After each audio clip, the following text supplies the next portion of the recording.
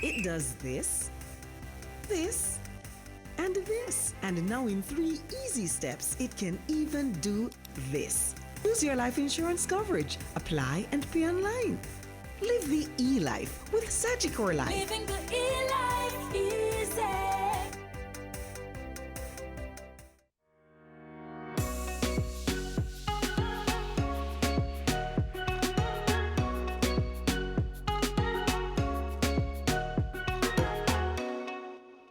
Good morning. You know I'm very happy this morning, right? Because I'm going shopping. I'm going shopping in Jamaica. I'm going shopping in St. Lucia, Barbados, Trinidad, and then, hey, hopefully they've got size 10 in Japan and Hong Kong, because that's where I'm headed next. The future of brick and mortar retailing. I don't even have to think too hard. I'm one of those tactile shoppers. I love to go and experience and look and not try too many things on, but it's the bags. It's leaving with all of the bags. We have this morning, first of all, this is number 3 in the series of our webinars, powered by Sagicor. And we have this morning some of the sharpest, literally and figuratively, minds in the retail industry. And without further ado, I'm going to put Kevin Donaldson, who's the Executive Vice President, Sagicor Group Jamaica, and CEO of Sagicor Investments, in the hot seat, right? He's going to take us shopping. I have my bags ready. And he has the credit card too, so it's even better. And he can actually just sit out. He can actually just sit outside and wait whilst I go shopping. But I think the best place to start would be with Kevin, and to ask Kevin, with banks and investment houses in Jamaica, primarily brick and mortar, how does he see the future? And okay, Kevin, I'm going to buy some more handbags, but tell me, are you going to be telling me smarter ways to invest? What am I to invest in? Were I to come to you, for example, and say, God, I have just finished shopping in Barbados at Lime Grove. We need one in Jamaica. What would your response be? Hi, Novia. Hi, everyone. Let's see where I start. You gave me a lot of questions a while ago. Yes. So We'll start with the brick and mortar. Start here. Let's start here. COVID is a humanitarian impact pandemic that has affected a lot of people. But I think the push for brick and mortar has been fast-tracked as a result of this pandemic. And the banking sector has been on a track to digitize for a good while now. And I think what the pandemic has done is fast-track a lot of the initiatives. I think the banking system was prepared largely for work from home and getting their team members to work from home in safety. And now for the clients, we have been encouraging them to use the digital channels. And it takes away from the face-to-face, but the reality is that it is safe and it allows our clients to interact with us without they having to leave their homes. So I think the future of the banking sector interaction with clients is through the digital space. And we are prepared for it. It will require different changes to how we do business. It will even require changes to laws. And my view is that we as an industry, we as a people, the world has to start to look at things differently and pivot. And you have to figure out what is it that my customers, my clients will want to experience in interacting with me now in a safe space. And that's what we have to prepare for. So what are we doing at Sagicor? We are allowing clients to trade online. We're allowing clients to send their orders online. We're allowing clients to call their reps and book an appointment and come in knowing that when they get in, they can get out as quickly as possible and they don't have to tarry. So there are different things that we are doing, but it's to make the space that the clients interact with you interactive enough and comfortable that they feel okay doing business with you. And that's what I think the banking sector has to do. And even retail, that's how they have to look at it. And you're going to have different ways to look at it. You have mass and you have niche. And you have to prepare for that in different ways. And those are just some of my initial thoughts on how this pandemic is going to change. I think it's just going to fast track things that should have started happening already. So are we going to see the banks up for sale then? Brick and mortar? The I don't, buildings, the buildings that is. I think the spaces are going to change. I think it's going to be more convenient. It's going to be more interactive. It's just going to be different. If you look in the States, you have, I think it's Capital One. Their banking halls are like cafes. And it's just, the mind will conceive things that some of us can't even imagine right now. Because when you think about it, every crisis that has happened to the world, we have transformed and come out better out of it because humans are adaptable. And that's what we expect to happen. And the retail space is no different. That's good to know. So I can actually envisage the day when I just walk in and say, yes, I want that handbag, please. Handbag. Yeah. Let's hear what the retailers have to say. I suspect that will happen. You probably step into a store and it picks up your phone IP address and it says, okay, it's Novia. We know that she likes to wear these kinds of shades, whatever. I don't know. Yes. The retailers so that way. Alicia Hartman, Peoples of Barbados. Okay, across to Montego Bay, Anthony Pearson, welcome. Thank you. Welcome. You have kept your stores open. You have kept them fully staffed as well. Take us to the day before things changed and some of the things that you're looking forward to, or perhaps you have already implemented.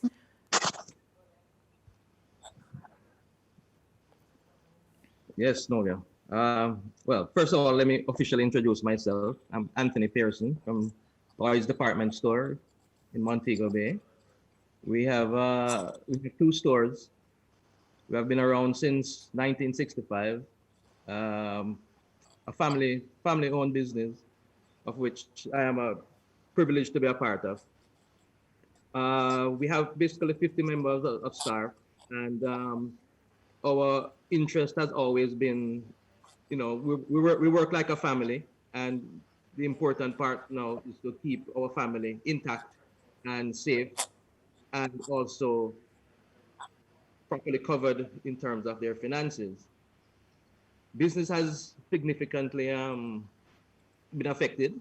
I would say we're down at this stage easily 70%.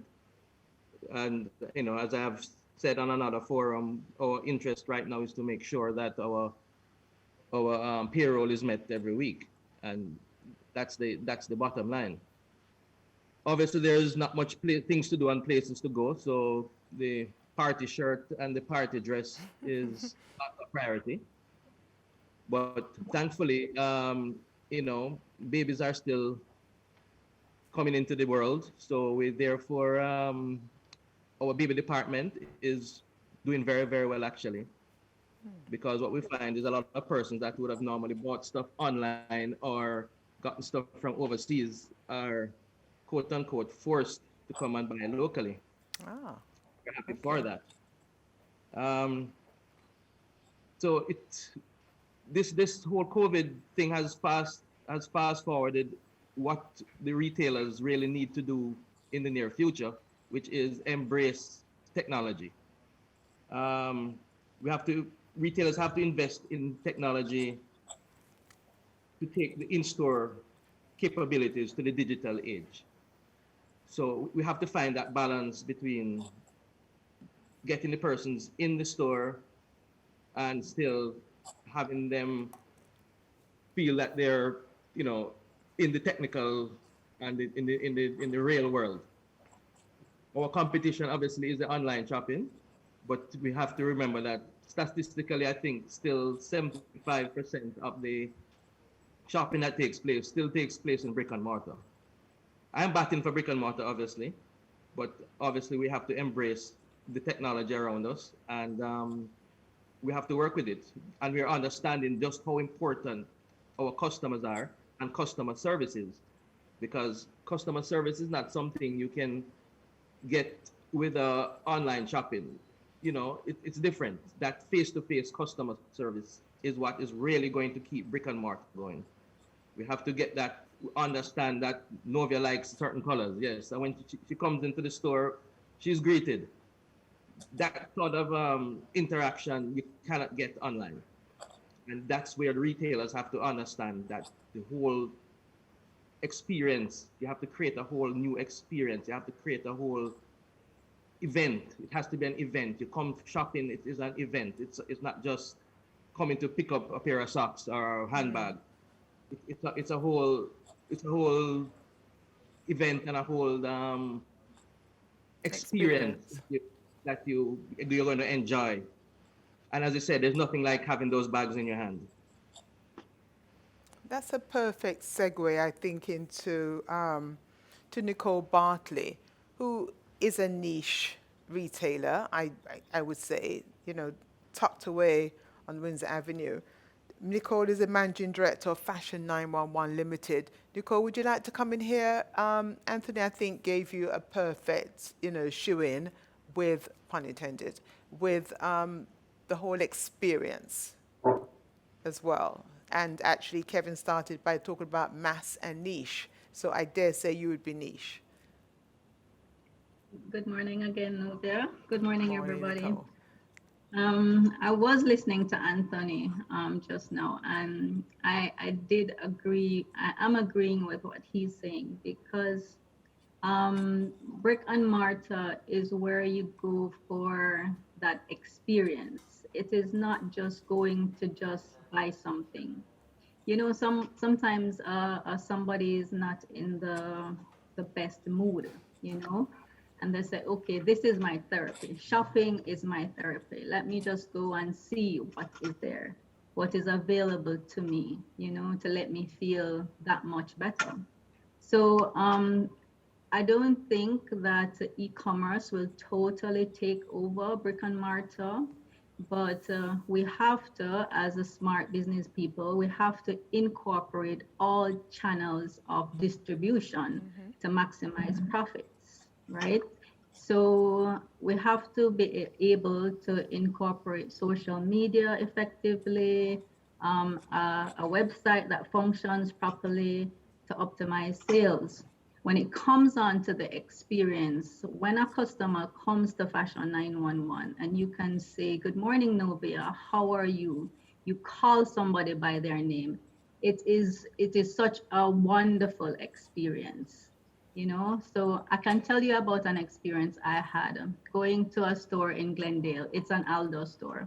And I went there and we introduced ourselves to the sales rep, and he dealt with us very professionally. So 3 months later, we went back and he was like, oh my God, my Jamaican girls are here. And that was so amazing for me, because he remembered us. He didn't remember our exact names, but he remembered that we were from Jamaica. Right. Yes, and that is what we try to offer here at Fashion 911. We try to offer an experience that when you come into the store, you feel like part of a family. Human interaction is one of our main things as a human being. It is interacting with one another. The internet does not give us that opportunity. We just see something, we're not able to actually touch the item, we're not able to try it on. When I see a customer try an item and I start to see her dancing, you know, dancing and moving a certain way, I understand that she loves it, that she feels beautiful in that item. So I know that we're offering something that is irreplaceable. As I said before, the internet, e-commerce, we have to incorporate it in order to be able to grow as a business and to reach a wider audience. But at the same time, we have to keep the personalized service of brick and mortar intact. Thank you. Makes a lot of sense. Now, Michael Amar Jr., the Amars, it's an iconic brand on the island. Indeed, their story harks back to the time when shoppers actually shopped to shop. So, Michael Amar Jr., Director of Amar's, what's your take on the future of brick and mortar retailing? Hi, Novia. Hello again. Well, first of all, I'd like to say that almost everything that Anthony said is exactly what's happening with our business in Kingston. We started in 1961. We're actually older than independent Jamaica. We have approximately 130 members of staff and 3 of, I would say, the best retail stores in Jamaica. We actually just finished a $50 million renovation of our main store in the Village Mall. And while this pandemic is on, we're actually just wrapping up the renovation of our downtown Kingston store. So I am a wholehearted fan of brick and mortar. I also understand that for the millennials, brick and mortar is not what they like. They're like to stay at home, look, click, and buy. And so we are actually about to launch our website, and we're actually waiting on the banks. I heard what Kevin had to say, but the banks are not fully up to speed with getting us online in Jamaica. It's easier to use PayPal than to use the Jamaican settlement banks. But we're trying to support local industry, so we're waiting on the banks. A lot has changed since this COVID pandemic hit us. Most of all is the importance of keeping our business viable, and in so doing, keeping our family, and by family I refer to the 130 people who work here, employed. We have not laid off anybody, and we don't intend to. That would be the last option. And you know, it's starting to prove to be a good decision, because as Anthony said, when we first started off, sales were probably down about 90%, and now we're building back up slowly. And I fully feel that by August, unless something really terrible happens, we should find that we're back to where we want to be. Somebody once told me that only after the rain do you really see the rainbow. And I'm a true believer in that. You can't, I know it sounds hard now, but now is the time to put the foundation down for tomorrow. Now is the time to make sure that everything you do is the best, because I'm not a fan of the new banking relationships where I have to deal with a call machine and wait for people to call me back. I mean, when you come into one of our stores, you're treated like a queen or a king. And that's the way I think that retailing needs to be, to get people to come into brick and mortar. Yeah, you can do the website. We're doing it, and most of the world is doing it. But to make your brick and mortar stand out, you need to have first-class service, you need to have efficient service, and you need to have safe service, especially in these times. Yes. Would you like to elaborate a bit more on safe service for me, Michael, please, before we move on to Sonia? Okay, well, when we first heard about this COVID pandemic back in December, we started preparing. We put in all kinds of protocols into our locations long before the government of Jamaica or the United States or anywhere actually put them in. We implemented sanitizing the store every half an hour. The keypads that you use to punch in the credit cards every 15 minutes. We put our staff in masks. We put thermometers at the door to check temperatures. We had gloves on the cashiers. And we did everything possible to make the store safe, because we want customers to come in and feel that they don't need to be afraid to touch anything. And we certainly don't want our staff to feel that they're not going in a healthy environment. Also, we have a no questions asked refund policy, probably the only one that I know of in the island. So you can literally come in, buy the whole store if you want, take it home, try on the stuff, and whatever you like, keep it and bring back everything else, and you get a full cash refund right Okay. on the spot. That also makes it safer because it eliminates you having to, if you don't want to fit, not to fit. And those are the kind of things we've been doing. And every day this You. week now we're putting in face shields on all our staff. Originally it was just the cashiers, but now that we hear that the air condition blows the droplets further, everybody's gonna have a face shield. And we just keep evolving to make it safe and clean and make people feel comfortable. Great. Thank you. Lee's Fifth Avenue, another iconic brand. If you say the name, it resonates with people. Sonia Trehane is the general manager at Lee's Fifth Avenue. You're on the floor. Welcome, Sonia.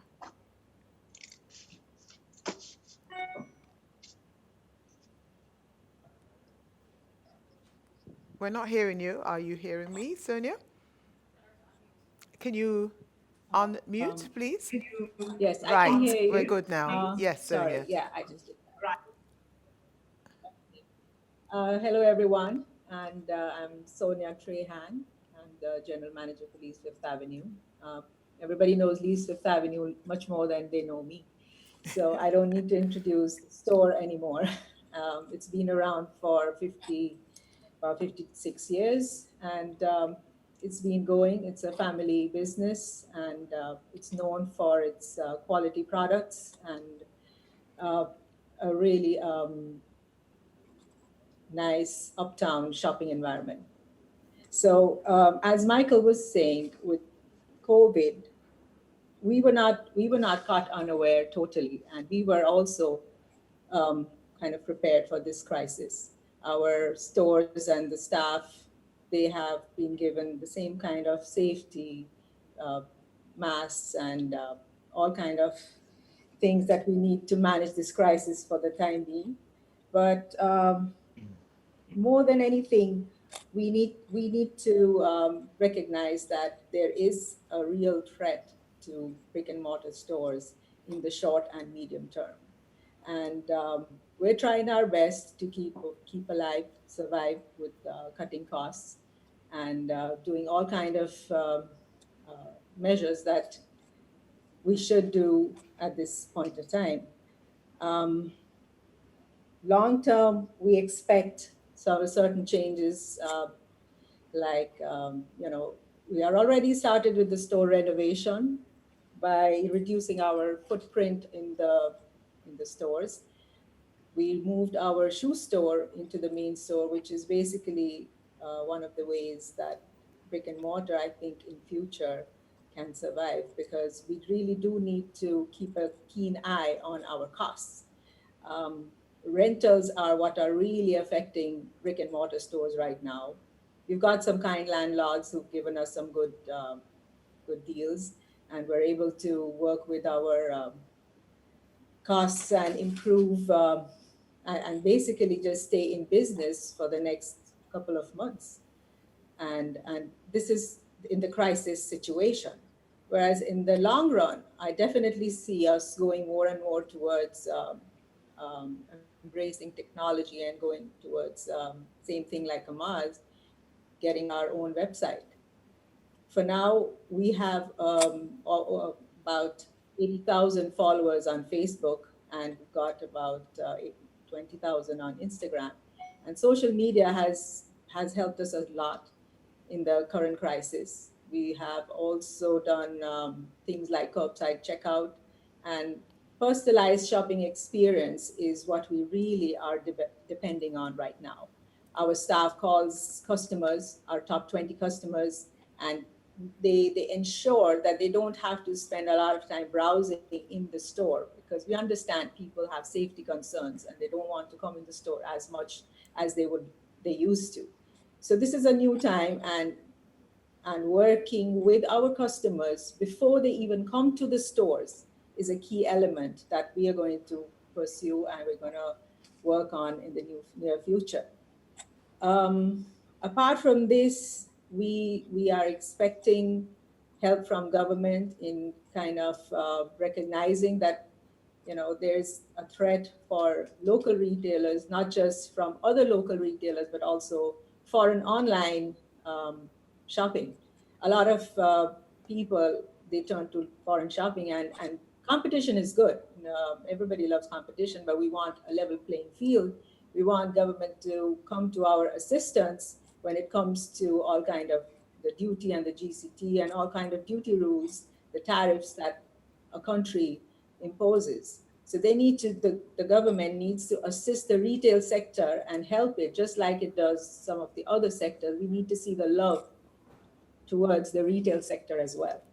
So that's something that we need to bring up, and we as a retail community need to speak to the fact that there are certain duty exemptions being given to shipping companies which we don't get, and we need to make sure that we do everything possible for the survival of our businesses, because retail brick and mortar is definitely not dead. It is 80% of the total retail in the world. People are not going to stop going to stores just because of this temporary phase. I think we need to look more long term and develop strategies to put ourselves in a position where we can survive, not just for the next 2 years, but even beyond. Thank you very much, Sonia. We will move to Anup Shandaram, Thank you. who's the CEO of Bijou. And after that, we do have quite a few questions, so we'll take some of the questions before going across to St. Lucia. So, Anup, welcome. Well, good morning, Novia, Good and morning. congratulations on putting together this distinguished panel from across the Caribbean, morning panelists, and especially the ones from St. Lucia, Barbados, Trinidad. Welcome to Jamaica, or welcome to our webinar. So in order to start this on the right footing, I'd like to give you a quote from Coco Chanel. Coco said, "In order to be replaceable, one must always be different." Our company started as a small dry goods retailer in 1935 when my grandfather stepped off of a boat, headed to Trinidad, and fell in love with Jamaica. He never left. We were incorporated in 1949, and that was about 70 years ago. We have 150 staff members, 7 outlets, 5 luxury duty-free high-end watches, high-end jewelry, 1 arrival duty-free at Norman Manley called Glad to See You, and 1 electronics store on King Street. Before I start with my presentation, I just want to give you my reference. In case I sound intelligent, I want to know this is not me, somebody else, right? I'm a student of retail, so I'm going to give credit upfront to some of the people I'm quoting and that I'm pulling information from. So the first person is a guy called Peter Smith, who is like my mentor. I followed him for years. He wrote a book called Squirrel Spotting, and it's a must read for anybody in retail. It is.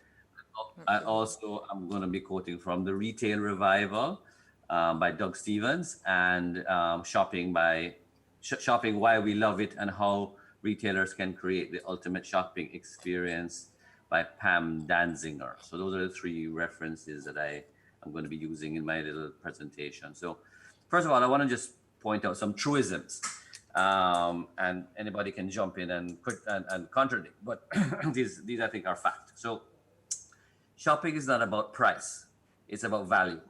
So customers have to perceive value in what they're buying. It's not an absolute figure. So when you're buying a Porsche, it's a very expensive car, but it's great value.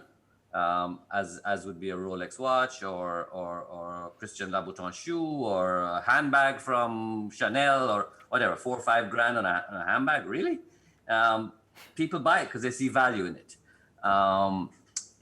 What we know is that retail brick and mortar has seen a downward trend in foot traffic and will continue that way for the foreseeable future.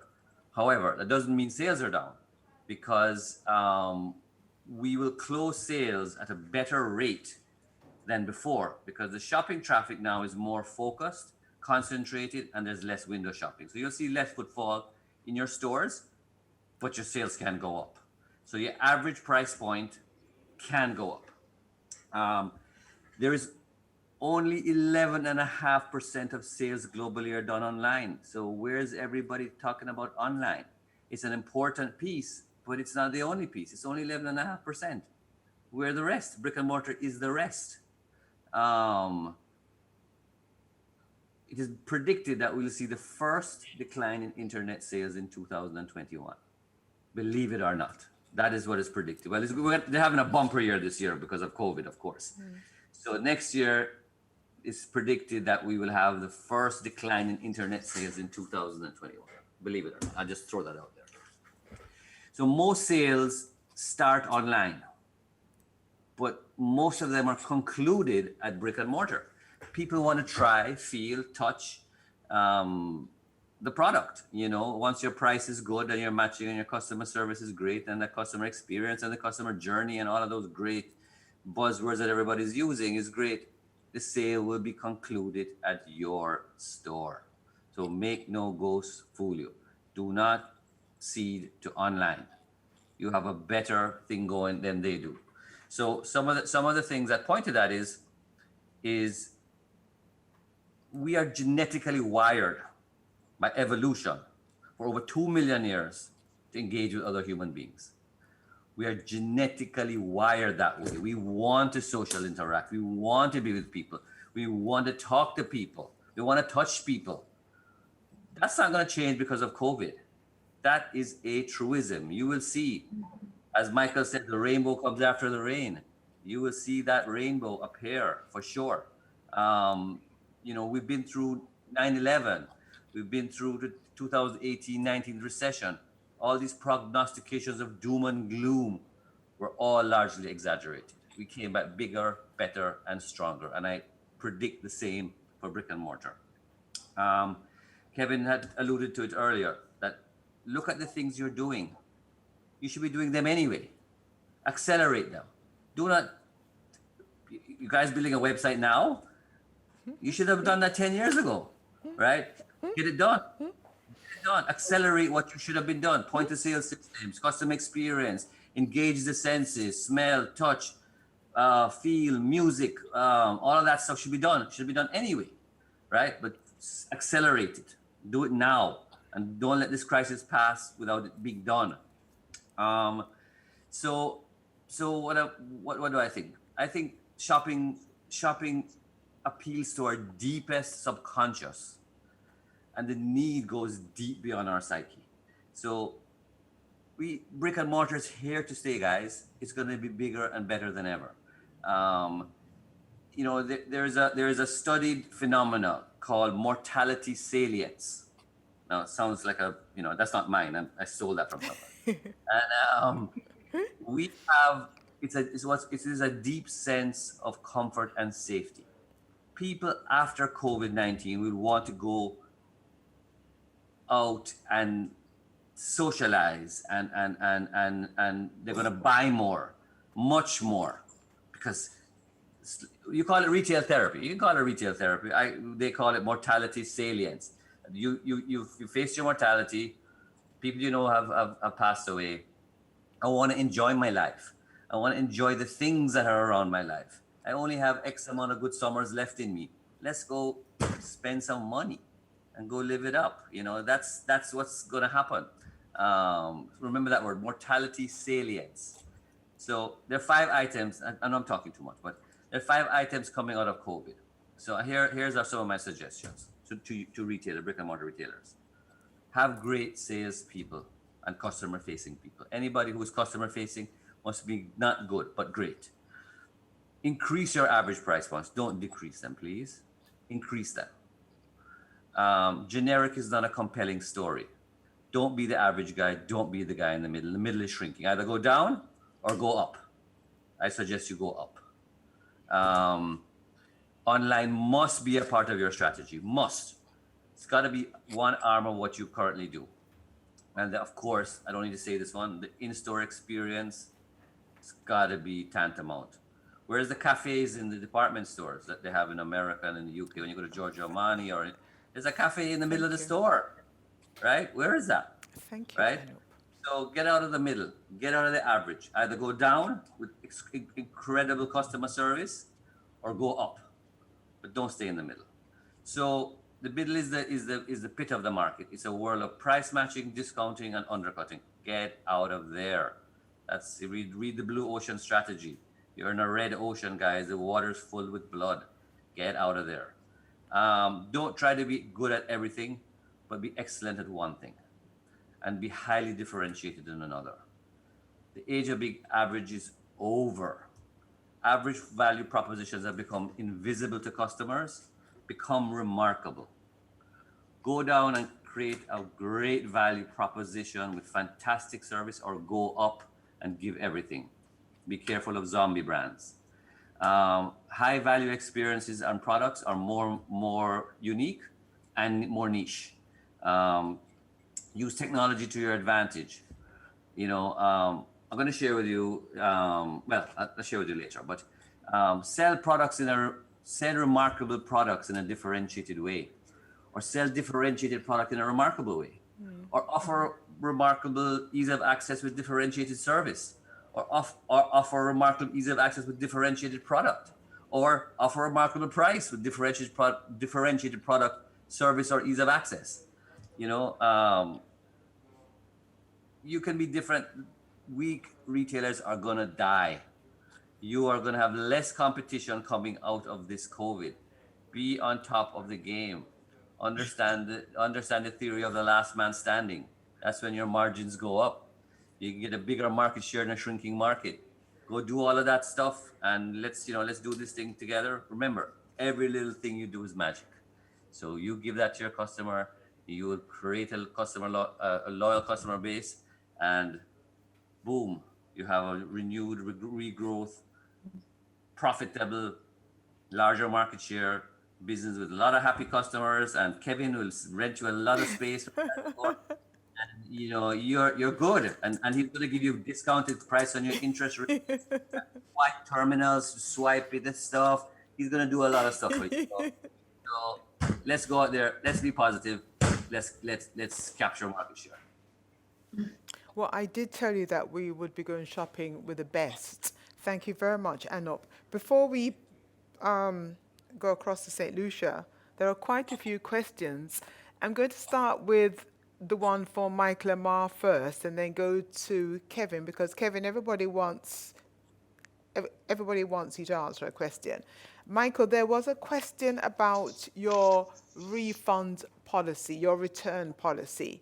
Somebody wanted to know, okay, fine, what would happen were a person got a big COVID positive, and they would return the clothes to you? But I would imagine that they'd be laundered in any case properly. Did you hear that, Well, Michael? Yes, I did. Are you hearing me? Yes, I am. Yeah. Well, first of all, we don't accept clothing that has been worn. So we're assuming that the stuff is being returned in the same condition it left the store in. Okay. Obviously, if it's in packaging, we would wipe the packaging down with sanitizer. If it's not, it gets steamed. But we would always only return to the store merchandise that is in the same condition it left the store in. Thank you. And now I can't tell you if the person that took it has COVID, but there you have it. But the fact I don't think is, they have test kits. I don't think they have test kits for clothing yet. But the fact is that you would have taken the necessary, precautions, people going into the store and all of that. So, okay. And we do everything possible to make sure that everything in the store is in a sanitary condition. Right. Okay, Kevin. Yes. Okay. I'm hearing him. Will Sagicor have online meetings? So those clients who don't want to come in, will they be able to have a meeting via Zoom as people are embracing online? This is from Gerald Jello Lodowica, a question. Yeah, and that could have happened before COVID. You're able to meet with your banker or advisor online, via WhatsApp, you name it. All options are available to you currently. I think the banking sector is ready to meet the clients where they are. I heard Michael say that our payments system is not up to speed yet. Just we're coming. The banking sector is going to come to support the retail to pivot however they need to be to benefit from what is to come in the new dispensation. So yes, online meetings can happen. Okay. Another question for you, Kevin, so don't go too far. As a business owner, says Shauna FC, as a business owner, I also had significant hurdles in setting up my e-commerce site almost 9 years ago. What is Sagicor doing to facilitate their merchants with the shift/demand for online shopping? Well, Sagicor, one of our strategic initiatives is our payments platform and payments business. So through Sagicor Bank, you would have seen that we started many initiatives. You have eLife, which is the first way to buy life insurance online. So we have created a payments platform that is there, and it will serve as a backbone to any business that wants to go online fully. So that is coming. I wish I could elaborate more on it, Right. but if you need more information, just send me an email and I'll put you in touch with the right person to help you to set up. But Sagicor is prepared to assist all businesses through this time. That's what we're here to do, because our purpose is to help people transition and benefit from what is to come. Thank you. But this is for any of the retailers to respond to, from Roger Davis. Are any of these store owners hiring interaction designers or experienced designers to help with their services? That's one question. Anybody can answer that. Do you want to answer that, Anup or Nicole or Anthony? Okay. Nobody's. Anybody wants to take that? Are any of these store owners hiring interaction designers? I think it's interactive or experienced designers to help with their services. I know, yeah. I think it should be done offline. You know, they can send it into you. And Okay, you can fine. Okie dokes. Donette Chinoy in Canada has this to say. In Canada, retail is closed, opening up in phases. A question, obviously, to those of you who made mention of the drastic drop in sales. Has there been a fall in sales because people are obeying self-isolation and fear, etc.? And how far along are they on getting business online? Any promotions? Feel free to answer. Can I take that, Novia? Certainly. Well, this is my opinion. Yes, part of it is that people are shopping online. Part of it is that people were afraid to go out in the earlier parts. And the third part is a lot of people don't know that retail is open or was open. As people are starting to find out that in Jamaica retail is open, and people are getting more comfortable with this safety precautions that they need to take to go out, and realizing that the stores are also doing these things, more and more people are coming back out. Okay. I think you can also take this one, Michael, or anybody else can jump in. This would be a follow-on. Nevada Powell, fear as a consumer is that I don't want anyone touching the clothes. I need them to stay in plastic. His suggestion would be for our retailers to use more mannequins for display, obviously, or more online models of different size models wearing the clothes so that they can see. That would be, I think that's another opportunity that you could look at. Lots of kudos for you, Anup, with your presentation. Can the reference books be placed in here? We can certainly do that. Anup, can you refer to those books again, please? Okay, so the first one is Squirrel Spotting by Peter Smith. The second one is The Retail Revival by Doug Stevens. And the third is Shopping, Why We Love It and How Retailers Can Create the Ultimate Customer Experience by Pamela N. Danzinger. question for you, Anup. Primark stores, the UK, went from a £650 million month in revenue store to zero when COVID, the result of COVID-19 pandemic, because they had a zero online strategy and bankruptcy is looming. This is a question for you, Anup, but certainly anybody else can feel free to take it. This is from Toyin Adulate. She's actually in Nigeria. Do you want to take that, Anup? I didn't get the question. What was the The question? the question is to you, Anup. Primark stores in the UK went from a £650 million per month revenue to zero when COVID happened because they had zero online presence. Bankruptcy is looming. Oh, bankruptcy is looming. Well, Yes. that's where your bankers come in. That's where Kevin and his project. Because let me tell you guys, I'm not committing him, but if you have a good relationship with your banker, then you go to them and say, listen, guys, I need to get through this. Please give me a principal moratorium on my loans that I have with you. Give me working capital support that I can pay my interest to you, or give me my interest capitalized at the end of the period. We will come back, but I was there for you when things were good. Now you need to be there for us when things are bad.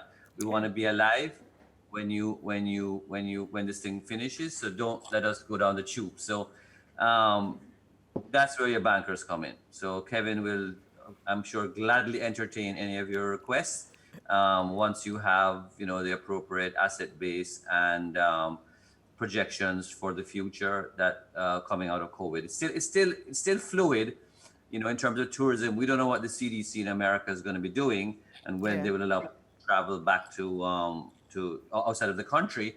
But certainly all economies in the world are opening up slowly but surely. Jamaica has done a magnificent job, and kudos to the team, the government team that has done this. We have had one of the best phase shutdowns globally, and I suspect we'll have one of the best phase reopenings globally because the team is thinking. I think that answers Toyin's second question as well. Nevada Power always stresses the importance of the narrative and engaging your banker. So Kevin, be prepared. Toyin also makes note of the fact that Zara and H&M narrowly missed the same issue. So perhaps we ought not to discount online too much, I think is the point that she is stressing. I think this is the perfect time now to... We've had coffee. Thank you. I love that, Anup. Thank you very much, Anup. Where are the coffee stores, in-house coffee stores? I love that, Anup. Hint, hint to all of you there. From St. Lucia, we would like to introduce May Wayne, who is the CEO of St. Lucia Star, the director of Haute Couture, a former retailer herself, definitely involved in the beauty, fashion, every industry, because she is the publisher of She Caribbean and travels the world to go to different shows, etc., etc. So, May, from where you are sitting, how do you see the future of brick and mortar? Hello. We're hearing you. Are you hearing? Hi. Okay. I want to thank you for inviting me. Yes, I'm hearing you. Great. I thank you for inviting me, Novia. It's been really nice to get some red lipstick on for a change. I want to start by feeling very honored to be along so many esteemed people from the industry. And I am the only person representing a small island, and my island, St. Lucia. So I feel I'm in a unique perspective because we only have 180,000 people in St. Lucia. 95% of our economy depends on tourism, directly or indirectly. And I want to start by saying, first and foremost, I'm not an expert. None of us are. None of us has seen an enemy like this before. This is an enemy that can both kill us literally and rob us at the same time. So all we can do now is project, to speculate, and hope we can pull ourselves together. As a publisher who has been in business for 32 years, I have seen many changes. And when I started, there was no Google Ads. There was no Amazon. There was no Facebook. In fact, there was no email. So change is something as business people will learn to adapt to and to change for. This has given us an opportunity to sit back and to simmer the situation and to think. I think of it as a relationship. You had some problems in it, you did not face them, you now had the time to look at them. I certainly had things I needed to change in my business. I did not address them. And now I am having to address them. I have had the honor and the pleasure by working with most businesses in St. Lucia, some of the top retailers and some of the smallest ones, and most of the hotels on this island. And it is heart-wrenching when you walk into some, if they allow me to walk into businesses, to see a place that was once vibrant, now a soulless shell. It's gutless. And when those advertisers started canceling buy one from my publication, I was left with no alternative but to stop printing. Yes, I took the opportunity to turn the newspaper into a digital format, and I'm glad to say readership has grown and it's increasing every day because people want news they can trust by journalists that they know. Whether we can now turn around and monetize it, that's a different question. But when I speak today about retail, I speak on behalf of my island, I'm very proud of, and I also on behalf of those retailers. Our retail industry is completely shut. We do not know.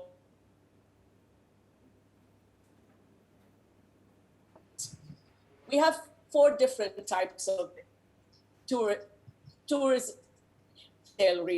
You have first and foremost those stores that are solely 100% dependent on tourists. Those are the ones that you see in the cruise ships, in the airports, in the hotels. The moment our borders shut, cruise ships stopped coming in, their business went to zero. Venue stores, that malls, they cater to duty-free shops as well, that cater both to locals and to tourists. I think they will have as well, just like the other stuff, because shopping in a closed environment is not something that we are going to want to do right away. So we have to wait and see how malls can sanitize and can keep social distancing, the rules of social distancing intact.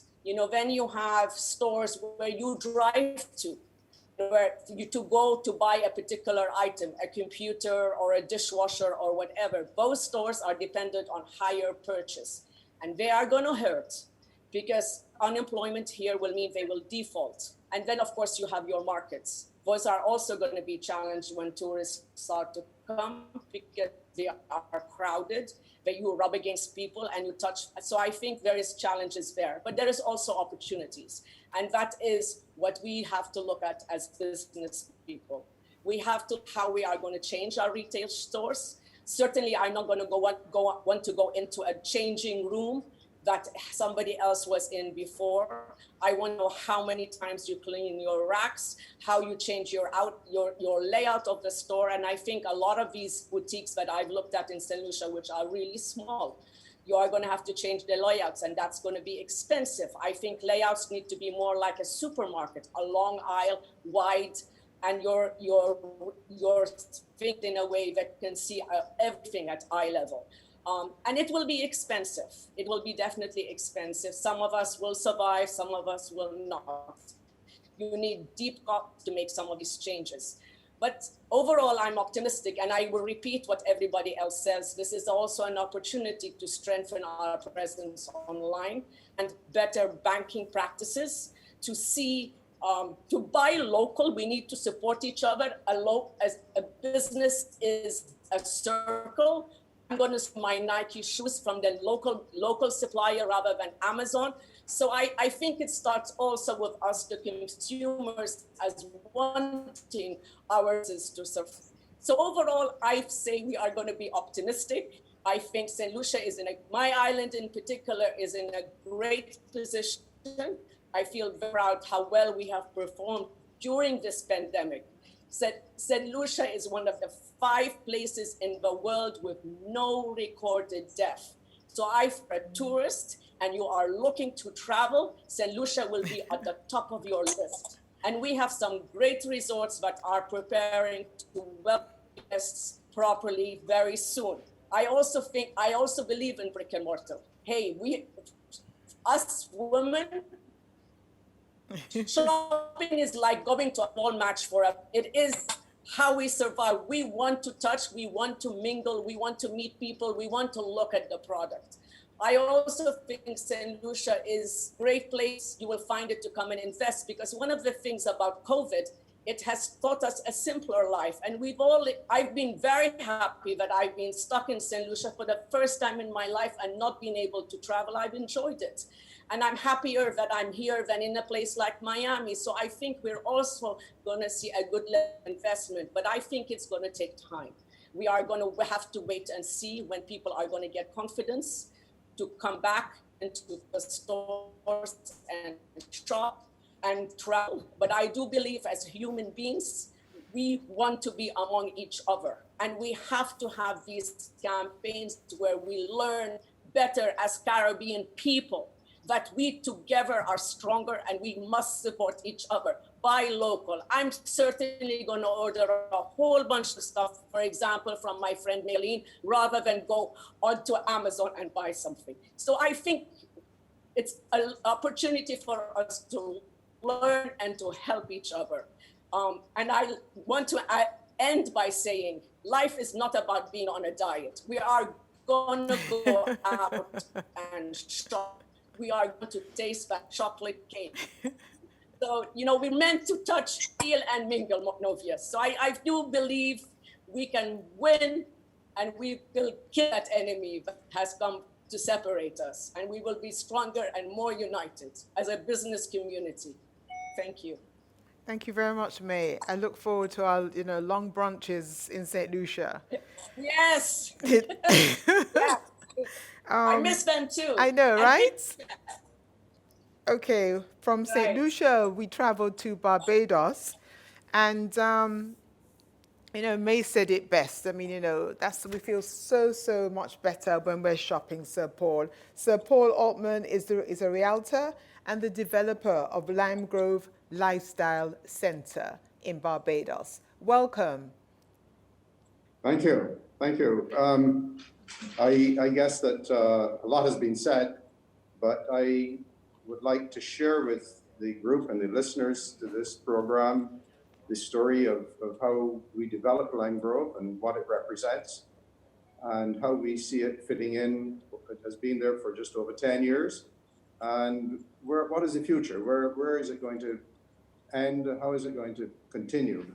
So I would start by telling you a story of how I got involved with that development, which is a mixed-use retail, because it has a residential component, it has retail, it has offices.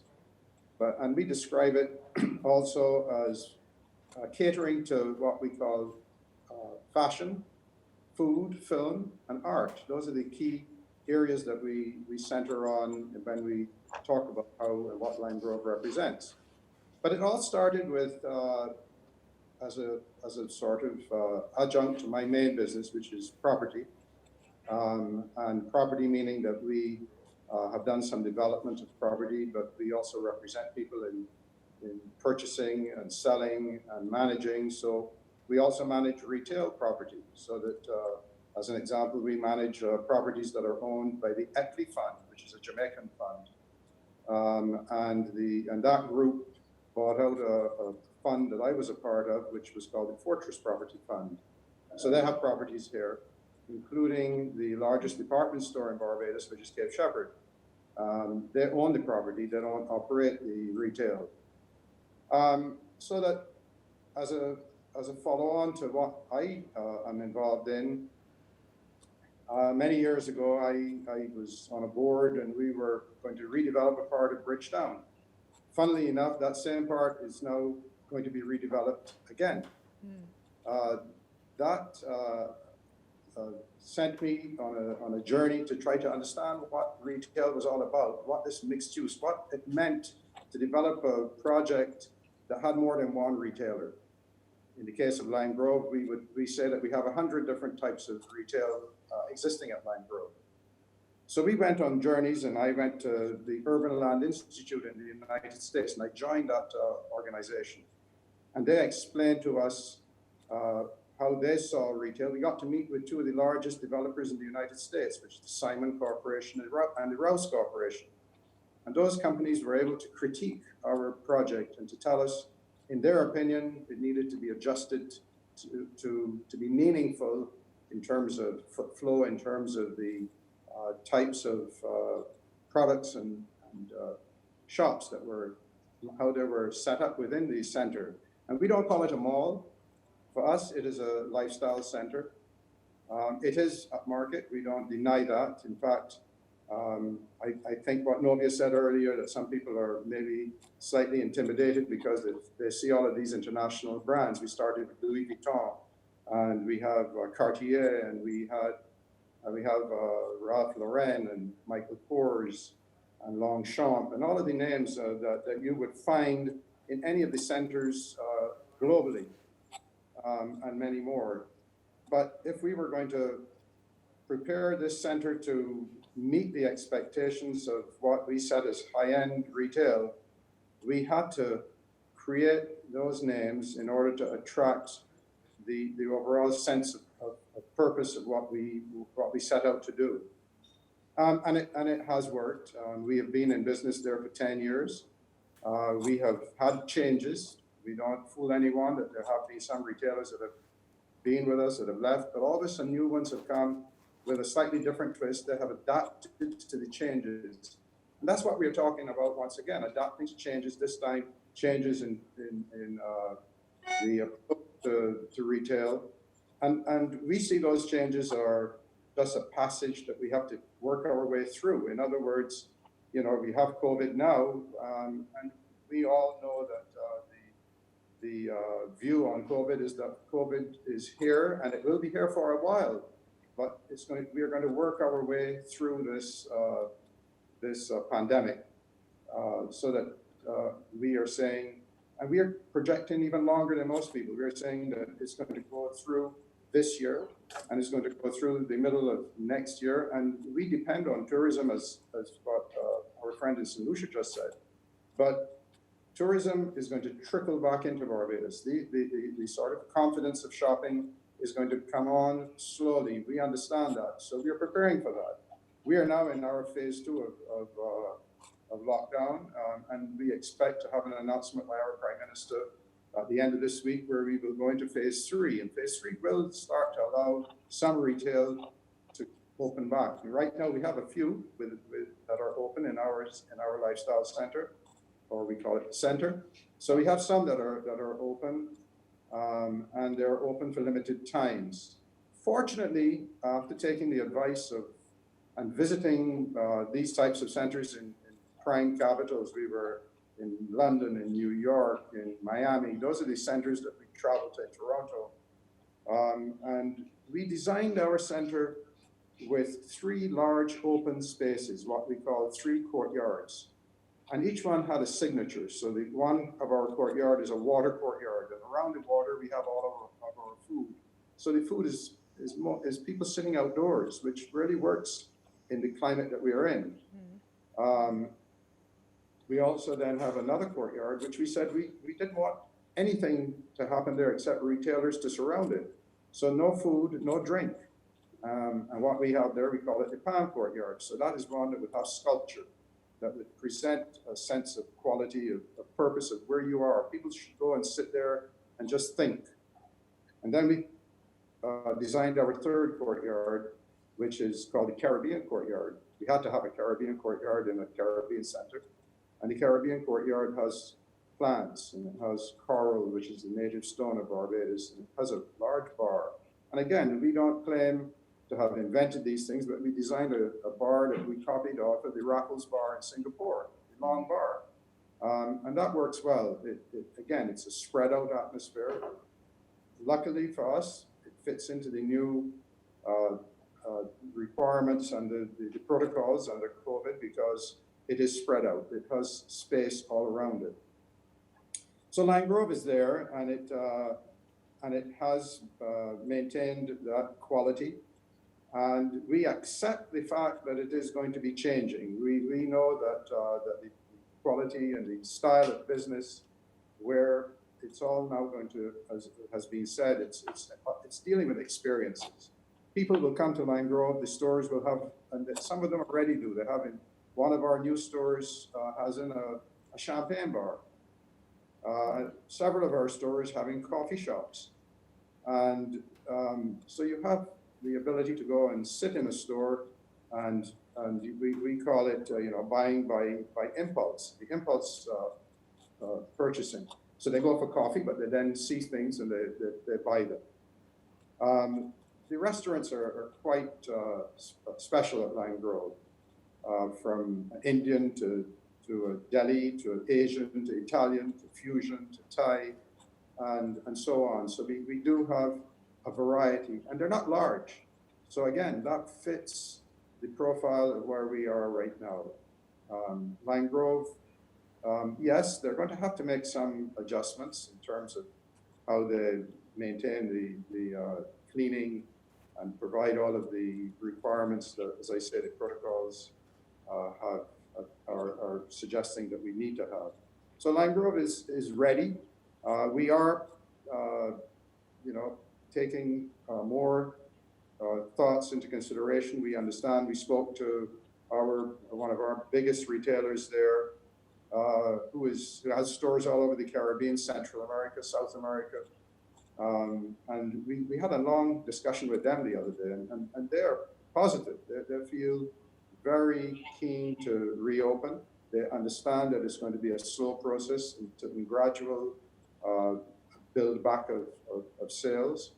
But they also understand that there are going to be key changes that have to be put in place, changes that refer to, that cater to the online shopping, where you have very polished pickup stations.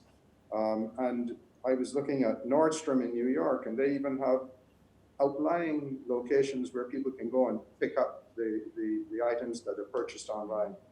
And the word that I saw that they use for that now is BOPIS, B-O-P-I-S, buy online and pick up in store. So they're picking up in stores or outside of stores, the ability to pay using Apple Pay or Quick Pay and less contact. Those things will happen. And yes, we are, the stores and the retailers that we represent are conscious of this. They are all signing on to all of the latest technology, and we are supporting them in every way we can. And I think that's about as good an introduction as I can give. Thank you very much. We look forward to revisiting. To Trinidad and Tobago, Peter Elias, welcome. Peter is a designer, style arbiter, merchandiser. Let's just say that he speaks fashion. Welcome, Peter. Thank you very much. I'm very honored to be part of this panel. And I congratulate you for your vision. Thank you. Shall I begin? Whenever you're ready. Okay. I'm based in Trinidad. My name is Peter Elias. We have 4 retail stores. We style campaigns, images for advertising campaigns. We also produce our own label. We buy and sell a lot of other people's labels because we don't have the economy of scale to make everything that everybody wants. We've developed a really good reputation in our stores for excellent service and being slightly ahead of the game. We're small, so we're well managed. I think brick and mortar has had its challenges, not today, not last year, but for many years. Anyone can open an account on Amazon for $40. I can become a vendor for $40 US and sell my product on Amazon. So it's not impossible nor difficult. What's fantastic about what we do here in our trade is there generations of customers we've served. I've served grandmothers, mothers, and now their children. And those are the small but meaningful things that I think will make brick and mortar remain. COVID is just one other enormous challenge that we have to all overcome. I saw one of the earlier interviews with the son of, oh my God, his name is escaping. The guy who owns your hotels in Jamaica, what's his name? But Stuart, you spoke to Adam Stuart? Yeah, he was in an interview and I saw, and he spoke about something about the region that I shamefully, because in Trinidad we used to have lots of oil and gas, and he spoke about the region as being 85% dependent on tourism. And early in the game, that was like a real kind of eye opener for me. And us Trinidadians were slightly removed from tourism. We get Carnival, we had an enormous trade, 40,000 people come a year at Carnival, and it's real a stimulus for this economy.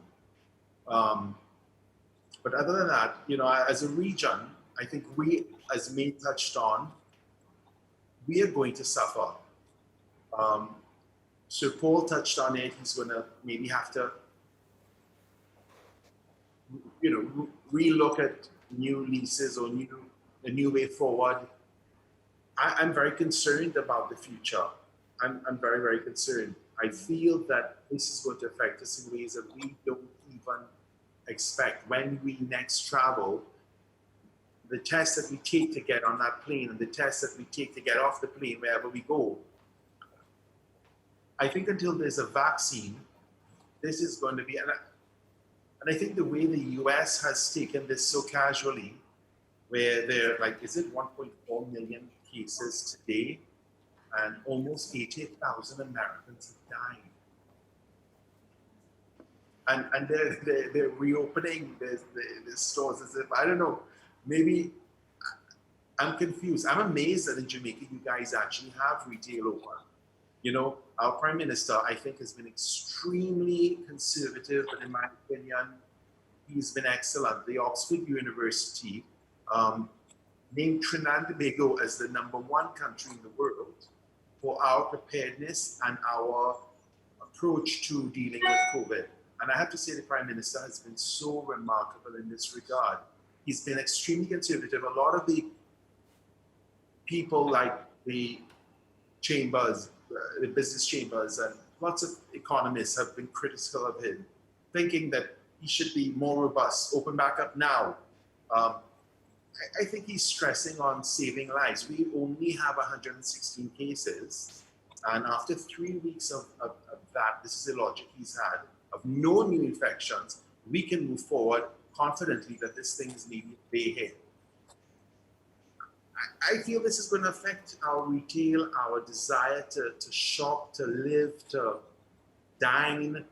I think many of the other panelists on this panel would agree that we sell garments and style for occasions. We're a little bit similar to you, Novia, in that what we do in store is what you create on page 2. We create magic, we create lifestyle, and it's taken me many, many years to hypnotize and have a team of people that together, as Anoop says, create that experience when you shop. You try on possibilities, you leave the store a more enhanced person as a result of what we did to you. That's what this is all about. But the problem is, I don't think there are many places you're going to be able to go in Trinidad where we're still not allowed to assemble beyond 10 persons. You know, so we have the same. And I think that is not going to stop until, I mean, you guys say Carnival in October. Did I hear you say that with the alcohol earlier with Mr. Amar? I mean, yes. I'm hoping you guys have Carnival in October, and that would be like a brainwash to the region that, hey, we can move forward, you know?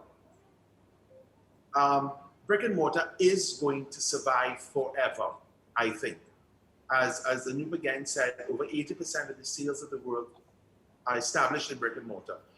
It's a function of how good you are, yes. How creative you are, how you make that experience. You know, as a young designer, I went to Milan, I got an offered a job with Giorgio Armani. And if you walk the streets of Milan, you will be humiliated into thinking you're redundant and useless because there are so many design houses. Everybody's done something you already want to create. You're not new. There's nothing about you that you can create that hasn't already been 10 times. You go to a show like the big one they do in Vegas, every single product that is already made is made again. It's already made and at a better price than you can make it. So the question is relevance. How do you create the brick and mortar experience to make you relevant? And I think I'm going to say this one more time. What you created on page 2 on your but yeah, that magic, that ability to make people connect, respect, feel amazing. We all have to, as brick and mortar people in the retail trade. That's how we're going to keep this trade alive, by our excellence, by everything Anoop said, all those people he quoted and more. The only problem I feel is that our little region, I think we're not going to have a good 6-8 months. And I mean, I'm not going to jump on a cruise ship now, not until there's a vaccine. I don't know. I mean, but I read a silly article on CNN that cruise ships are booked up from August of this year. So maybe I'm not drinking the Kool-Aid. I don't know. Peter, I'd like to ask you this question. You know, indeed, we're all eager to start up because, we do need fresh and more fabulous content for page 2. Bill Edwards, a local designer in Jamaica. In fact, he exports, his shirts are exported to Milan, Italy. They're also in Montego Bay. Anthony Pearson carries him. He wants to know, how about looking at buying local to keep our manufacturing and jobs for our people? You know, how many people here, he wants to know, can make that commitment? You speak to excellence, Peter. In Trinidad, you have the excellence of the local designer side by side with the international brands. I would imagine the same is in Barbados too, where they have strong local designers. What is the future, Bill Edwards wants to know? You know, I think that the local design industry, especially in Trinidad and the region, has suffered a lot because a lot of what is produced here can be brought in cheaper, less expensive. So it speaks to what Anoop said again. Your excellence, your ability to create a unique product. We used to create sugarcane here in Trinidad and Tobago. We used to produce and sell. And it was a very difficult decision that this very government that we have in power removed sugarcane from Trinidad and Tobago because you could simply import sugarcane much cheaper than we produced it. It was a very difficult decision to take a couple decades ago, but we did it. So my logic would be, you should only be in a business that you can be competitive, good at what you do, relevant, or change businesses. At the beginning of COVID, I swear to you, I was investigating the possibility of maybe I could do like a crematorium, but a very beautiful one, white with palm trees. I said, because all that's going to happen is people are going to buy food and die. This is it. This is no. I initially, that's what I was thinking. Right. Yeah. So I think it speaks to the local designers have a big challenge, but many of them have maintained their productivity over the years. People like Mailing and Toya Pegas, and they only did that because they're good at what they do. They're consistent, they're relevant, and that's the only way to survive. So the focus has to be on excellence, as he said. No free lunch. None whatsoever. Thank you very much, Peter. Anthony, here's a question for you from John Kirkland. It's for you. Can you last out if COVID continues for another 3 months? Is the question posed by John Kirkland. Anthony. Hi. 3 months.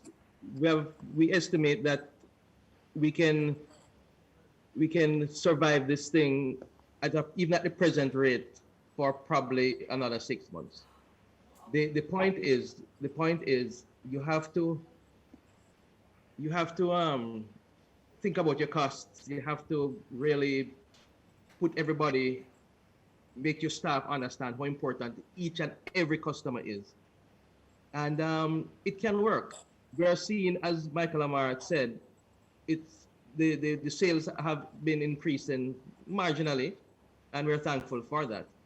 But we think we can survive, and we have to survive because any business that has been around for decades, as we have been, and you can't survive for 3 to 6 months. You've been doing, obviously you're doing something wrong because you must have something in reserve or some relationship with your banker that you can survive for 6 months or even more. Okay, that answers that. Last but by no means least, we'd like to welcome Radhe Vaswani, COO Global Clients, and ask you for your take. You've listened patiently, long and hard, from where you sit across the waters from us. You happen to be here with us in Jamaica, but where you sit and work, what's your take on the future of brick and mortar retailing? Good morning, Navia. Thanks for having me. You now can hear me. And I'm passionate about helping brands in different countries. Having grown up in a retail family, I'm privileged to be here amongst the retail greats in the Caribbean.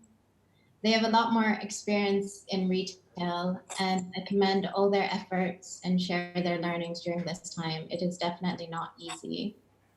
Instead of focusing on retail and all the interesting learnings that they've shared today, I'm going to take a few minutes and focus on technology, how it can elevate your current offline experience, and some trends that are currently happening in Asia, given that China and the rest of Asia is slowly opening up.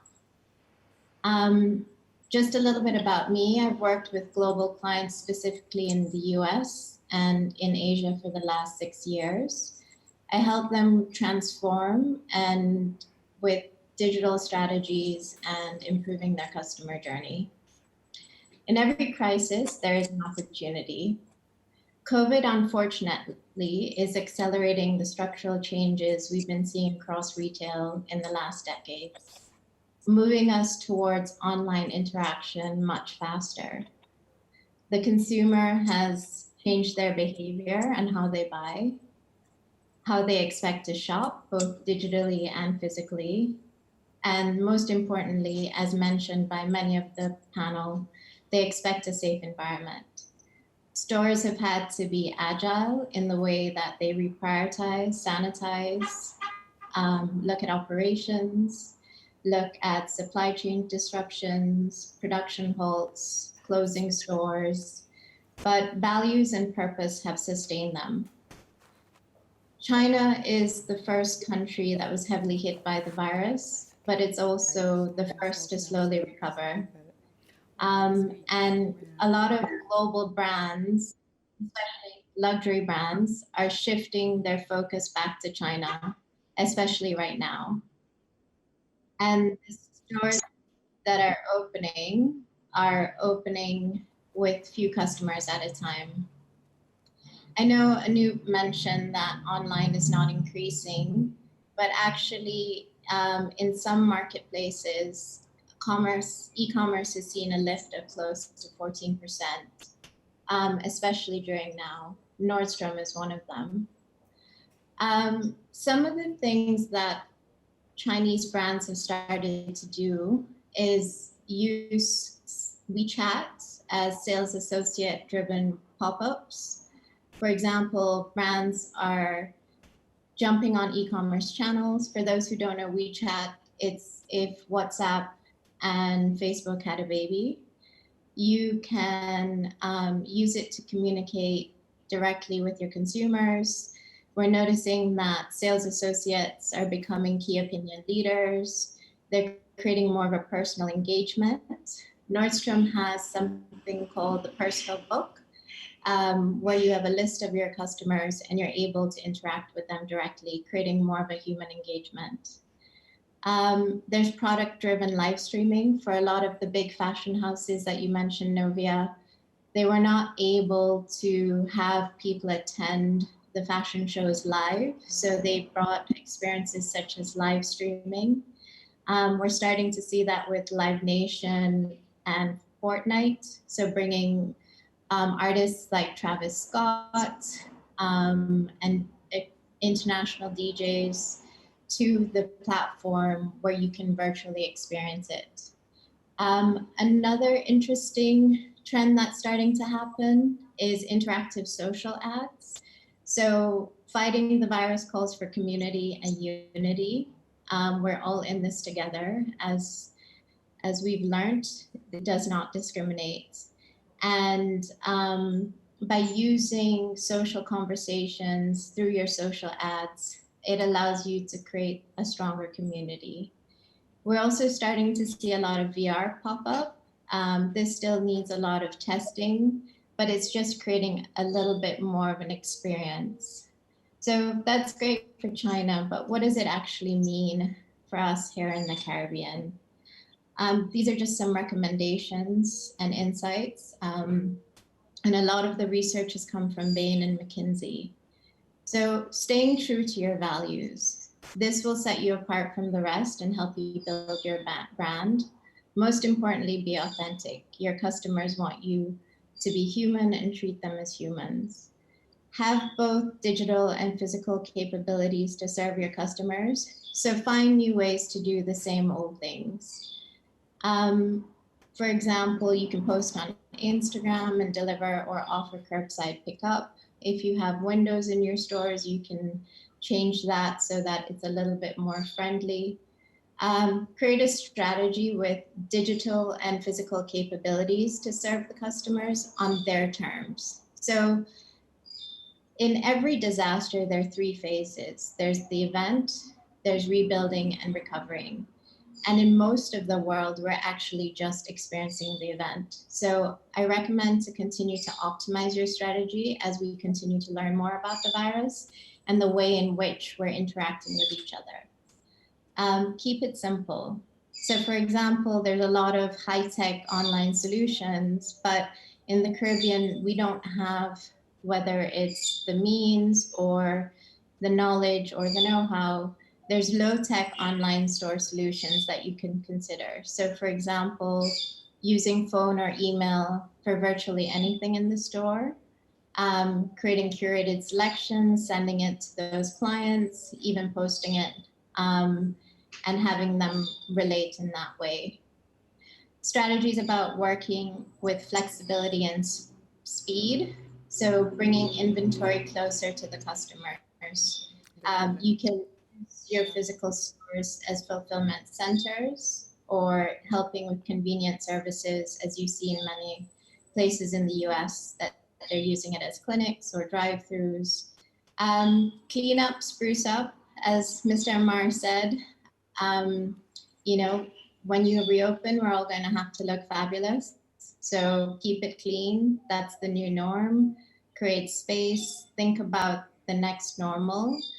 And most importantly, accurately assess your finances. Right now, we're seeing the impacts of the virus, but we're yet to see the impacts of the economy and what happens. And learning from the Great Depression, that could have lasted up to 3 or 4 years. So take a really good look at your operating model and assess your finances. Make sure you realign it with your corporate and business support teams and adjust your footprint of your physical stores accordingly. Thank you.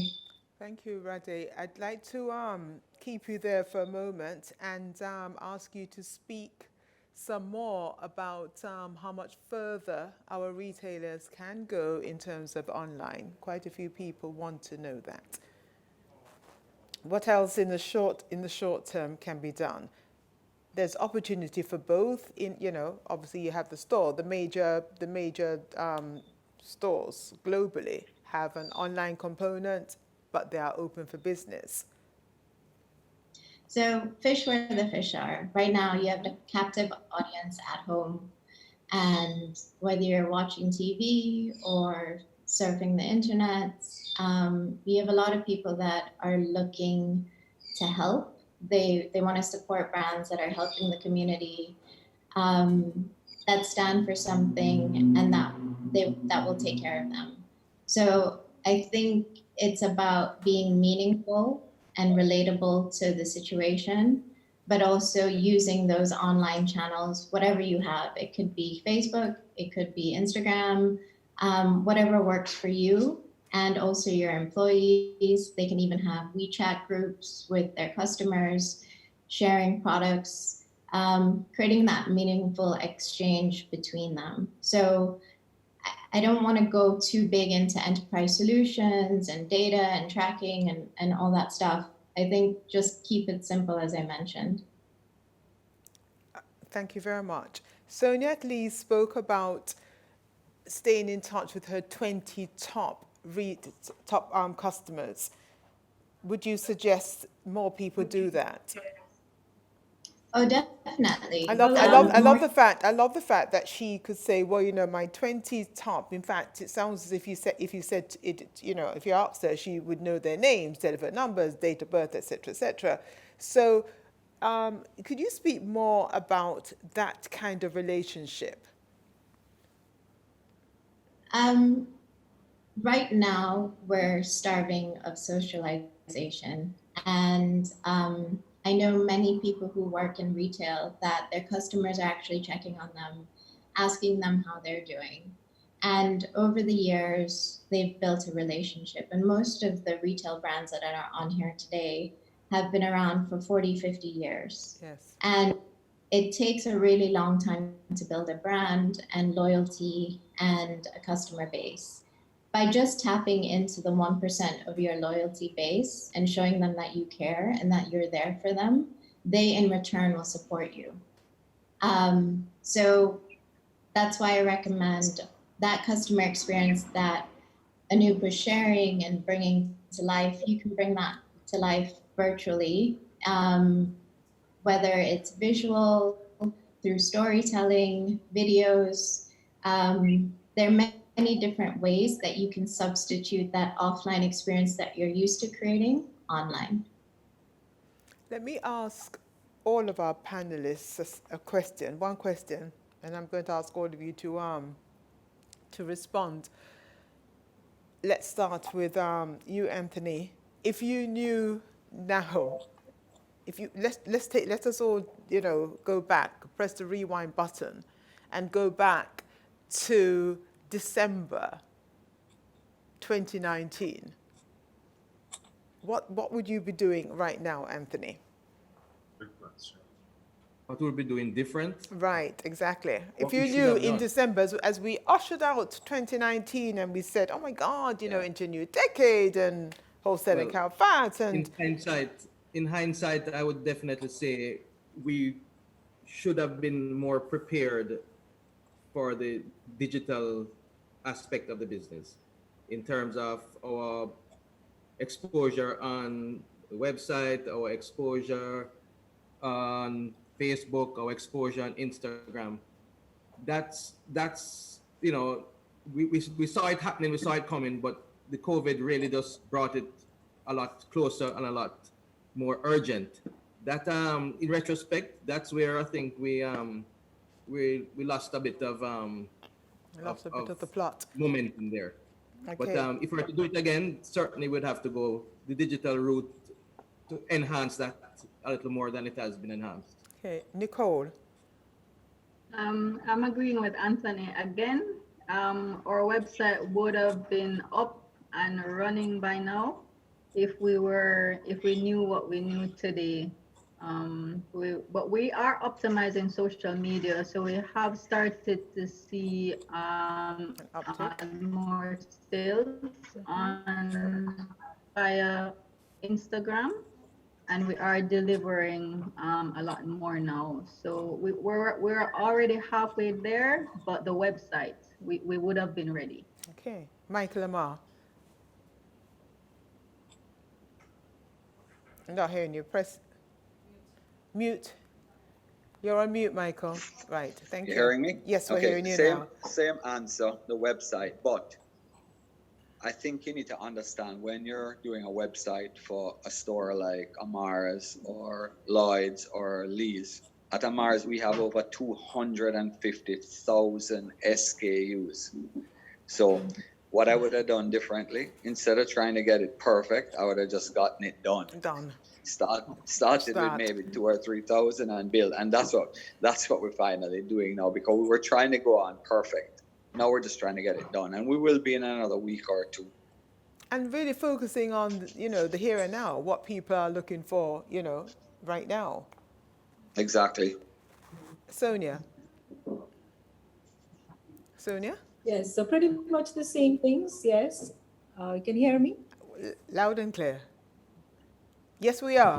Okay, are you able to hear me? Yes, we are. Okay, so pretty much what Michael said, we agree. Although we're not attempting to build any website right now, but we did do a major push on social media. And we equip our store staff to interact with their customers, and especially their top 20 customers, all the time. And that's something that we're banking on right now. We do a lot of, we tried for them to engage their customers even while they are home, and they can do their curbside pickups right now. So that's something that we have done. In December, what we are glad to have achieved is shrinking of our footprint, which was basically by bringing in the shoe store in our main flagship store, which has actually, in hindsight, been a big benefit to us now. I mean, so in terms of what we could have done is, as you said, build a website with the basic items or the top sellers, maybe not attempt to put everything on there, but definitely have even a third party help us to do that. If we can't maintain, it's not easy to have a website at our scale. So, and then on top of that, we are competing with international companies, because people can always go online and shop at a much better looking website and bring it in just the same as shopping it here. So we have to be aware of our limitations just as much as we want those things. We need to know what exactly we are able to invest in. Thank you, Sonia. And no, but of course, I know you got a shout out for one of your best customers. I'm sure she's number one, Marcia Erskine, who says that she misses the interaction between yourself and Vinny. So what would you have done in December before ushering in 2020? Well, my greatest regret, right, is not capturing data enough. We have a super point of sale system, but we did not focus on, we've focused mostly on inventory control, but we've never focused as deep as we should on customer relation management. And I am actually now going to be changing up my software as we speak under this present circumstance to make sure that I have all customer data captured, date, birthdays, anniversaries, what they've spent, what they've not spent, where they like, where they linger in the store, who's their favorite salesperson, and that kind of stuff. But if you don't mind, I want to share with you a video that we just did for our Montego Bay Airport bid, and this is what I'm speaking of in terms of use of technology today. Technology is so fast, so cheap, so readily available. So I'm going to share this with you if you don't. Oh, wrong screen. Let me find the screen.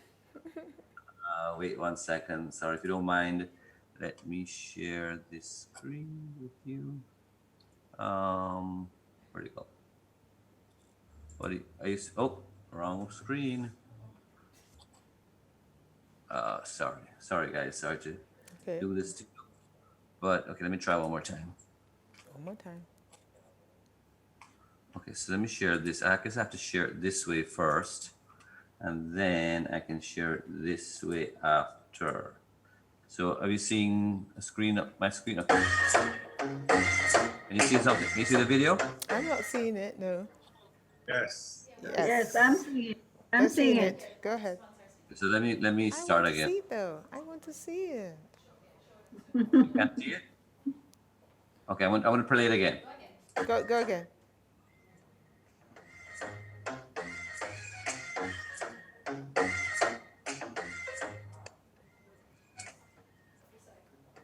I can see it. But I'm seeing the screen, I'm not seeing the video.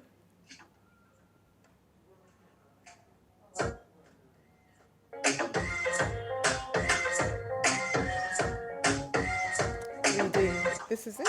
This is it. It's done in It's done in 3D. Very nice. Why am I not watching it this week? Or last week?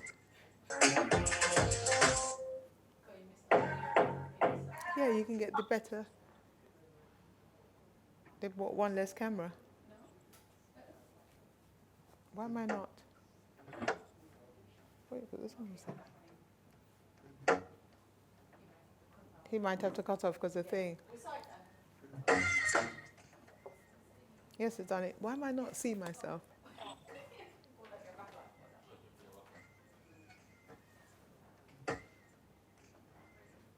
Okay. I saw a bit of that. It's done. Do you want to tell us a bit more about it, Anup? I mean, it's 3D. It looks great. I also want to share with you one more thing about product differentiation. So we're trying to curate product that are that is not available on Amazon. So if you That's look at this, important, I think. this is our new Bob Marley 22 karat gold pendant that we're doing in two styles, one for men, which is this, and one with a diamond bezel for ladies. So we're making new product to entice the customer to say, well, you know, you can't get this stuff on Amazon. You can only get it here, and you can only get it here in Jamaica, and you can get it only here at Bijou, right? So we share this when it's ready. We'll share it through social media. We'll share it through advertising, using different channels, because there's not one channel that works. You got to use Facebook, Instagram, Twitter, email, direct marketing, print. So we're doing all of that stuff, and we're trying to entice you to come in, because I'm not selling it to you online. Walk into my place. Let me show you this stuff. So that's one of the things that we're trying to do as well in this downtime. Thank you very much. Sorry, Kevin, you wanted to say something? Yes? No, it's Michael. Sorry, Michael, yes. I think a point that I'd like to make at this point is that we are now in an environment where more than ever we're selling hope, right? It doesn't matter whether you're selling jewelry, clothing, footwear, we're selling hope. And there's a lot of low-tech, inexpensive ways to do that. Our show windows, we estimate that quite a few thousand people pass them every day and look in. So we've actually developed a campaign. I don't know if you can see it. Can you see it? Yes. It says, Daydreaming. Can't wait to go back to the beach again. And there's 8 different messages in our windows. So as people walk by, they see the message. The social media campaign is also tying in, and it gets people starting to think about tomorrow and what's possible rather than today and what's happening. And I think it's important because people get stuck in this thing that, you know, COVID's going to kill you. We can't allow that to happen. We always have to plan and keep moving on for tomorrow. Absolutely. That's why we're having this conversation here. Right, and remember, it's in the darkest nights that you see the brightest stars. That's why we're going to have Anup on a TED Talk very soon. Is May there? Yes, I'm here. Okay. You know, we were at the in St. Lucia enjoying the fashion show, enjoying brunch. Everybody loves your statement, you know, let's not, what is it? Let's just eat. Let's not think about a diet. So what would you have? I didn't hear you properly, Novia. Okay. I'm just saying to you that when we were in St. Lucia with you, enjoying fashion, enjoying those moments, enjoying life is not about being on a diet, as we had every single thing on the menu that day. What would you have done differently? Right. Had we known then what we know now? At restaurants? Well, I think number one, the layout of the restaurant would have to can't sit so closely together. We allowed people who are not from our group Novia to come and join us. So I think those were all no, not very much. We can't just let anybody who knows us come to the up and join us, which is what happened.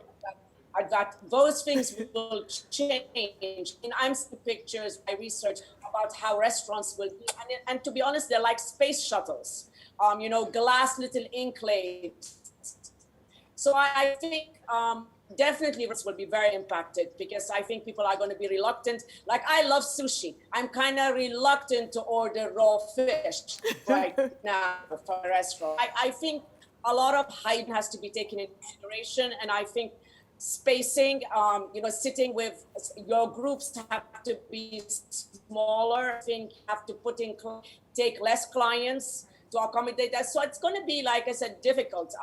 What was great about our gathering is outdoors. So I think outdoor dining will definitely be more than sitting in air conditioning dining. As far as like even the fashion show, I thought about how I can create a fashion show, including social distancing. And I think, once you make the audience interact with the state, things like that can happen. But obviously, a lot of these things need larger spaces. And space is something we certainly don't have in St. Lucia. I don't think most of the art I can accommodate have big ball fields like you do in the States. So I think that is our biggest challenge, whether we're a restaurant, even a hotel. I mean, some hotels accommodate some of the new rules, like a Sandals, for example, because they're big, wide spaces. Some of the smaller mom and pop hotels will struggle because they will not be able to have, to do the social, to check in is a small area. So I think, like I said initially, it's going to be a very challenging time. The strong ones among us will survive, but change is definitely imminent in every aspect of our business. I mean, Mortar and Pestle brick and mortar will definitely exist, but I think will change. How we use space is definitely going to have to be redefined right now. Thank you. So, Paul? Yes, I think certainly with us, we act and follow what the tenants are doing. And our advice would be advice that we gain by speaking and learning from what their plans are. And the tenants certainly are changing. They recognize that retail will change, and they're going to need us to help them. So yes, more technology. And that the consumer now is going to expect quite a variety of things to change within the shopping environment. And we are going to have to work with the tenants to achieve that. So technology may be the number one thing that we should have paid more attention to. We talk about Instagram, and Instagram certainly and social media, the use of social media. We're well on our way with that. So the answer is we have been anticipating and following those changes, but yes, we could have sped them up a little more. And now we have no choice, but we do have downtime. This COVID was something that came on us suddenly, and no one really could read the duration of what we were going to face. In fact, my sense is that some people are reading it as a shorter experience, and I tend to be a lot more conservative. So I see this as a gradual, as I said, sort of phasing in of retail, rather than all of a sudden when they open up the stores, we're going to get back where we were. So it gives us time. It gives us time to initiate all of the changes that we know, are necessary. And I truly feel that the end result will be, and it is further away, in my opinion, than many people suggest. The question is, can a retailer operate on 30% of their volume of sales? Is that something? It's a question of staying alive. Someone said to me that if they were in the middle of the ocean and they fell off of a ship, the decision would be, which way do you swim? Right now, you're not quite sure which way to swim. You're still learning. You're still listening. We certain things are given. So the given item is that you have to stay alive. So if you have to survive on 30% of your sales, you have to learn how to survive on that until that changes in the positive direction. And yes, I'm very positive. I'm very strongly of the opinion that all of these things will come back to be stronger, healthier, more vibrant. But the changes will be that the experience will be different within the stores. So the stores are going to have to retrofit it. I think that was said. The experience that we talked about at Nordstrom, where they have less products and more services. All of these things will change, and could we have guessed that? Well, some people did. Some people, as I said, Nordstrom opened before COVID struck us, and they had implemented some of these changes. Okay. And you know, if you in New York and you went to the newest place there, which is Hudson Yard, and you go into Hudson Yard and you have, I think, 7 or 8 floors of retail. But they're enclosed, and they're going to have a lot more, sort of implement a lot more changes and costs than someone that is in an open space. Again, we couldn't anticipate it, but we do have time, and I think that we will all, as I say, come out of this stronger. Absolutely. Peter. Hey, I'm not sure what am I answering? Some spoke of the future, some spoke about retro, like December. Looking back, were you, as you sat back on December the 31st and had that final glass of champagne saying good riddance 2019, 2020, here we come, a new decade. What would you, when you look back now? For us, it's a very big season, the graduation prom trade. Yes. I'm from Jamaica as well, but we do a really large one here in Trinidad and Tobago. And many of my suppliers in North America, like one in particular who I work with, we have them with the designs and ideas.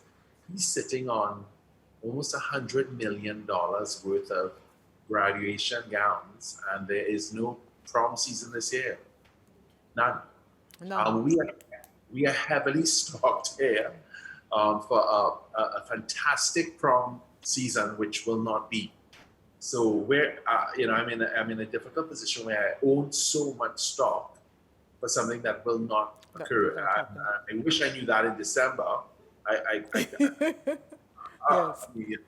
So that's one thing that I like. But I think that I'm not sure if any of the other panelists felt this, but when COVID-19 came, I thought it was just maybe like SARS or bird flu or what was the H1N1 or, I thought maybe it's not going to be like, I don't think we saw this coming in its enormity. But moving forward, we took all the steps in early March in our retails, like addressing cleanliness and hygiene and all that sort of stuff. We have a strong social media presence. We don't have an online presence where we sell online because we have such a wide variety. I don't have as many SKUs as Mr. Mark, but I think that because Trinidad is so small, the concept of shipping and delivering, I just think there's no demand. As of now, I don't think having an online presence is going to make me sell. I think that people, in uncertain times, people focus on what's important only. And one thing this taught me about is to focus really clearly on as what's the here and now, really. From Singapore, I forget your name. Rade. Spoke about getting your finances in order, having a vision of the future based on, I think that I expect if we open in June, as we may, or July, because infections are down, I hope to make 30% of my sales. I really, really hope. Good. Okay, we look forward. Rade, you have 1 minute, literally, sorry. Rade? No worries. Mine's quite simple, Novia. I can't speak on 2019, but I think just some humble words of advice is use digital to help enhance your offline customer experience and look at your customer as one person, both offline and online. So you're not trying to just meet their needs offline and you're not trying to meet their needs online. Thank you. And Kevin? Yeah, Novia, just quickly, what I would do differently is think differently. I think what this pandemic has done for business people and individuals on a whole is that the things that they thought they had to do, they realized that they didn't have to do it. And that's one thing I would continue to incorporate in my processes and encourage businesses to do. Just keep refreshing, keep thinking about how can I pivot, how can I be different, what do I need to do to continue to remain relevant and to meet my client needs, how is it changing? The pandemic has caused so many things to change. People are going home early, spending more time doing things that they never thought that they could have done previously. And I just think that we have to add that as a part of our daily lives to continue to reflect and refresh and be ready for what is to come and newness. I think that is what I would do in December. How can I prepare my company to be stronger and better in 2020? And what do we need to do differently? What do we need to break up and change? Thank you very much, Kevin. And thank you very much to each and every one of our panelists. We continue to struggle. It's a new day has certainly dawned. We don't know what's going to happen at the end of the day, but one thing's for sure, the future of brick and mortar retailing is obviously going to be with us based on what you guys have indicated. I'd like to thank again all of you, Kevin, Anthony, Nicole, Michael, Sonia, Anup, May, Sir Paul, Altman, Peter, Liza, and Radev Aswani. And of course, we would not have been here had we not been powered by Sagicor. I'd also like to thank ARC, Flow, and Phase 3. I'd really like to, we are going to continue this conversation. I'd like to encourage all of our retailers, Jamaica, St. Lucia, Barbados, Trinidad, to stick with it. You are the facilitators, you are the influencers, you are the people the Caribbean look to. That's why we're looking to you. There was no mistake. Each and every one of you was chosen because you're able to deliver and speak to the future. Good luck to all of you and stay in touch. Thank you. Sylvia, thank you. We continue. Thank you. Thank you very much again. We continue next week, so stay with us. Next week, Tuesday. Thank you all. Wealth is a state of mind that inspires you to take that first bold step, to chase your dreams with passion. Unleash the power we all have inside and change your world with our range of top-performing funds that match your investment style. Let Sigma Global Funds give you the drive and confidence to leap into a whole new level of investment performance. Think wealth. Think Sigma Global Funds, only from Sagicor Investments.